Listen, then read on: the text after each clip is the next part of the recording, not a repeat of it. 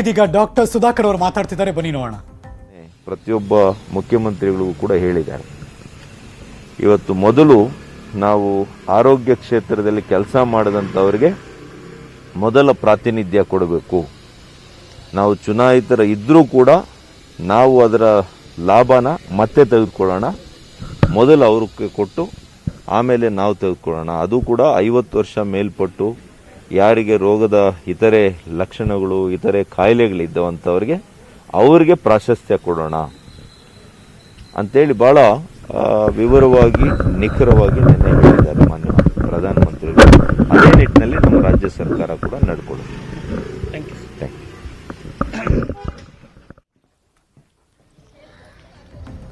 ಇದು ಡಾಕ್ಟರ್ ಸುಧಾಕರ್ ಅವರ ಮಾತು. ಹೇಗೆಲ್ಲ ಇರುತ್ತೆ, ನಿನ್ನೆ ಕೂಡ ಅಫ್ಕೋರ್ಸ್ ಎಲ್ಲ ರಾಜ್ಯದ ಮುಖ್ಯಮಂತ್ರಿಗಳ ಜೊತೆ ಪ್ರಧಾನಮಂತ್ರಿಗಳು ಮಾತಾಡಿದ್ದಾರೆ, ನಿನ್ನೆ ಕೂಡ ಬ್ರೀಫ್ ಮಾಡಿದ್ರು. ಅಟ್ ದ ಸೇಮ್ ಟೈಮ್ ಇವತ್ತೆಲ್ಲ ಕಡೆ ಲಸಿಕೆಗಳು ಲಭ್ಯತೆ ಆಗುವ ಸಂದರ್ಭ ಇರೋದ್ರಿಂದ ಎಷ್ಟೊತ್ತಿಗೆ ಬರುತ್ತೆ, ಹೇಗೆ ಬರುತ್ತೆ, ಮತ್ತು ಎಕ್ಸ್ಟ್ರಾ ಇನ್ನೇನು ಕೇರ್ ತೊಗೊಂಡಿದ್ದಾರೆ. ಕೇಂದ್ರ ಸರ್ಕಾರದಿಂದ ಮಾತ್ರ ಲಸಿಕೆಯನ್ನು ಖರೀದಿ ಮಾಡಬೇಕು, ಲಸಿಕೆ ಖರೀದಿಯ ಅಧಿಕಾರ ಯಾವುದೇ ರಾಜ್ಯ ಸರ್ಕಾರಗಳಿಗೆ ಇರಲ್ಲ ಅನ್ನೋದು. ಜೊತೆಗೆ 44 ದಿನ ಬೇಕು ರೋಗ ನಿರೋಧಕ ಶಕ್ತಿಯನ್ನು ದೇಹ ಪಡ್ಕೊಳ್ಳೋಕ್ಕೆ. ಇವೆಲ್ಲದಕ್ಕೂ ಕೂಡ ಸಹಕರಿಸಬೇಕು. ಸರ್ಕಾರ ಕೂಡ ರೆಡಿಯಾಗಿದೆ ಅನ್ನೋದನ್ನು ಆರೋಗ್ಯ ಸಚಿವರು ಹೇಳಿಕೆ ಕೊಡ್ತಾ ಇದ್ದಾರೆ. ಪುಣೆಯಿಂದ ದೇಶದ ಎಲ್ಲ ಕಡೆ ಲಸಿಕೆ ಸರಬರಾಜು ಆಗ್ತಾ ಇದೆ.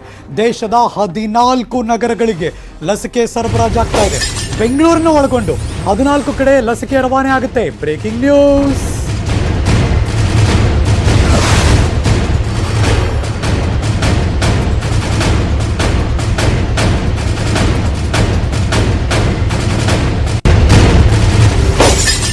ಕೆಲವೇ ಕ್ಷಣದಲ್ಲಿ ಎಕ್ಸ್ಕ್ಲೂಸಿವ್ ದೃಶ್ಯಗಳನ್ನು ಕೂಡ ತೋರಿಸ್ತೀನಿ ನಾನು ನಿಮಗೆ. ಏರ್ಪೋರ್ಟಲ್ಲಿ ಕಾರ್ಗೋ ವಿಮಾನ ನಿಲ್ದಾಣದಲ್ಲಿ ಹೇಗೆಲ್ಲ ಅದನ್ನು ತಗೋತಾ ಇದ್ದಾರೆ, ಮೂವ್ ಆಗ್ತಾ ಇದೆ, ಎಲ್ಲವನ್ನು ಕೂಡ ನ್ಯೂಸ್ 18 ದೇಶದ ಅತಿ ದೊಡ್ಡ ನೆಟ್ವರ್ಕ್ನಲ್ಲಿ ಆ ಎಲ್ಲ ಮಾಹಿತಿಯನ್ನು ಕೂಡ ನಿಮ್ಮ ಜೊತೆ ಶೇರ್ ಮಾಡ್ತೀವಿ. ದೆಹಲಿ, ಕರ್ನಾಲ್, ಚಂಡೀಗಢ, ಲಖನೌ, ಬೆಂಗಳೂರು, ಹೈದರಾಬಾದ್, ವಿಜಯವಾಡ, ಚೆನ್ನೈ, ಭುವನೇಶ್ವರ, ಗುವಾಹಟಿ, ಎಲ್ಲ ಕಡೆ, ಶಿಲಾಂಗ್, ಅಹಮದಾಬಾದ್, ಪಾಟ್ನಾ, ಕೋಲ್ಕತ್ತಾ, ಎಲ್ಲ ವಿಮಾನ ನಿಲ್ದಾಣಗಳಲ್ಲಿ ಇದೀಗ ಪುಣೆಯಿಂದ ಲಸಿಕೆ ರವಾನೆ ಆಗ್ತಾ ಇದೆ. Air India, Spice jet, IndiGo ವಿಮಾನಗಳನ್ನು ಬಳಕೆ ಮಾಡ್ಕೋತಿದ್ದಾರೆ. ಈ 3 ವಿಮಾನಗಳಲ್ಲಿ ದೇಶದ ಹಲವಾರು ನಗರಗಳಿಗೆ ಈ ಲಸಿಕೆಯನ್ನು ಪೂರೈಕೆ ಮಾಡ್ತಿದ್ದಾರೆ. ವಿಮಾನಯಾನ ಸಚಿವ ಹರ್ದೀಪ್ ಪುರಿ ಈ ಮಾಹಿತಿಯನ್ನು ಕೊಟ್ಟಿದ್ದಾರೆ. ಪುಣೆಯಿಂದ ದೆಹಲಿಗೆ 34 ಬಾಕ್ಸ್ಗಳ ಲಸಿಕೆ ಈಗಾಗಲೇ ರವಾನೆ ಆಗಿದೆ. ನಾನು ಕೆಲವೇ ಕ್ಷಣದ ದೃಶ್ಯ ಕೂಡ ನಿಮಗೆ ತೋರಿಸ್ತೀನಿ. ಬಂತಲ್ಲ ದೃಶ್ಯ, ಲೆಟ್ಸ್ ಸಿ. ಇದನ್ನು ಕಾರ್ಗೋ ವಿಮಾನದಿಂದ ಇಳಿಸ್ಕೊಳ್ತಿದ್ದಾರೆ, ರಿಸೀವ್ ಮಾಡ್ಕೊತಿದ್ದಾರೆ. ಇದೆಲ್ಲವೂ ಕೂಡ ಈಗಾಗಲೇ ಗುಜರಾತ್, ಅಹಮದಾಬಾದ್ ಅಲ್ಲೂ ಕೂಡ ತಯಾರಾಗಿ ನಿಂತಿದೆ ವಾಹನಗಳು. ಶೃಂಗಾರಗೊಂಡು ಫಸ್ಟ್ ಟೈಮ್ ರಿಸೀವ್ ಮಾಡ್ಕೊತಿರೋದ್ರಿಂದ ಗುಜರಾತ್, ಅಹಮದಾಬಾದ್ನ ದೃಶ್ಯ ಇದು. Exclusive on news 18 Kannada. ಆ ಸ್ಕ್ರೀನಲ್ಲಿ ನೋಡ್ತಾ ಇದ್ದೀರಾ. ದೆಹಲಿಯಲ್ಲೂ ಕೂಡ 34 ಬಾಕ್ಸ್ಗಳು ರವಾನೆ ಆಗ್ತು, ಅಲ್ಲಿ ಬಂದು ಇಳಿಸ್ಕೊತಿದ್ದಾರೆ. ಅಲ್ಲಿಂದ ಅದನ್ನು ವ್ಯಾಕ್ಸಿನೇಷನ್ ತಗೋತಿದ್ದಾರೆ. ಆ ಎಸ್ಕಲೇಟರ್ ಮೂಲಕ ಮಗದೊಂದು ಕಡೆ ಅಲ್ಲಿ ಅಹಮದಾಬಾದಲ್ಲಿ ಎಲ್ಲ ವಾಹನಗಳು ಸಜ್ಜಾಗಿದೆ. ಬಂದಂಥ ಬಾಕ್ಸ್ಗಳನ್ನು ಅಲ್ಲಿ ರಿಸೀವ್ ಮಾಡ್ಕೋತಾರೆ.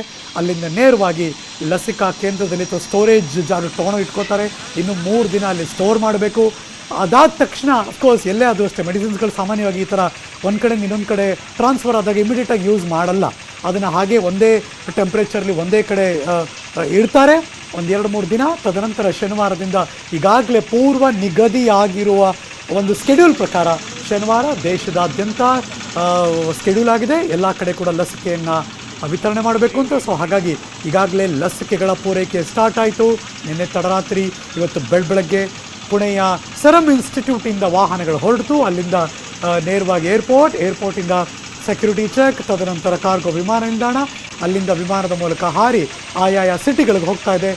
ನವದೆಹಲಿಯ ದೃಶ್ಯ. ನಾಳೆ ಸಂಜೆ ಅಫ್ಕೋರ್ಸ್ ಒಂದಷ್ಟು ಬೆಳವಣಿಗೆಯನ್ನು ಕೂಡ ತೋರಿಸ್ತಾ ಇದ್ದೀವಿ ಕರ್ನಾಟಕದಲ್ಲಿ. ಅದು ಪದಗ್ರಹಣ ಸಮಾರಂಭ, ಇಲ್ಲಿ ಕ್ಯಾಬಿನೆಟ್ಟು ರೀಶಫಲ್ಲು, ಎಕ್ಸ್ಪಾನ್ಷನ್ ಗೊತ್ತಿಲ್ಲ. ಹೊಸ ಸಚಿವರು ಬರ್ತಿದ್ದಾರೆ, ಅದು ನಾಳೆ ಸಂಜೆ ಡಿಸೈಡ್ ಆಗಿದೆ. ಅದನ್ನು ಒಂದು ಸ್ಪಂಚ್ ಮಾಡಿ ತೋರಿಸ್ತಿದ್ದೀವಿ. ಮಗದೊಂದು ಕಡೆ ದೃಶ್ಯ, ಎರಡೂ ಭಾಗದ ದೃಶ್ಯ. ಸಂಜೀವಿನಿಯನ್ನು ಬರಮಾಡ್ಕೊಳ್ಳೋದಕ್ಕೆ ಅಹಮದಾಬಾದ್, ಗುಜರಾತ್ನ ದೃಶ್ಯ. ವಾಹನಗಳೆಲ್ಲ ಸಜ್ಜಾಗಿದೆ. ಬಲಭಾಗದಲ್ಲಿ ಸಂಜೀವಿನಿಯ ಆಗಮನ, ಅದು ನವದೆಹಲಿಯ ವಿಮಾನ ನಿಲ್ದಾಣದಲ್ಲಿ. ನಾಳೆ ಸಂಜೆ 4ಕ್ಕೆ 4 ಸಚಿವರ ಪದಗ್ರಹಣ. ನಾಳೆ ಸಂಜೆ 4 ಸಚಿವರ ಪದಗ್ರಹಣ ಅನ್ನೋದು ಈ ಕ್ಷಣ ಗೊತ್ತಾಗ್ತಾ ಇದೆ. ಅದು ನಿಮ್ಮೆಲ್ಲರ ಗಮನಕ್ಕೆ. ಕರ್ನಾಟಕದ ನ್ಯೂಸ್ ಬೇಕು, ಏನಾಗುತ್ತಪ್ಪ ಅಂತಿರ್ತಿರಲ್ಲ, ನಿಮ್ಮೆಲ್ಲರ ಗಮನಕ್ಕೆ ಈ ವಿಚಾರಗಳು.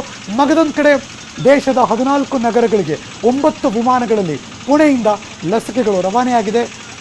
34 ಬಾಕ್ಸ್ ದೆಹಲಿಗೆ ಬಂದಿದೆ. ದೆಹಲಿಗೆ ರೀಚ್ ಆದಮೇಲೆ ಅಲ್ಲಿನ ದೃಶ್ಯ ತೋರಿಸ್ತಾ ಇದ್ದೀವಿ. ನಾಳೆ ಸಂಜೆ 4 ಗಂಟೆಗೆ ಸಚಿವರ ಪದಗ್ರಹಣ ಸಮಾರಂಭ ಏರ್ಪಡಿಸಲಾಗಿದೆ.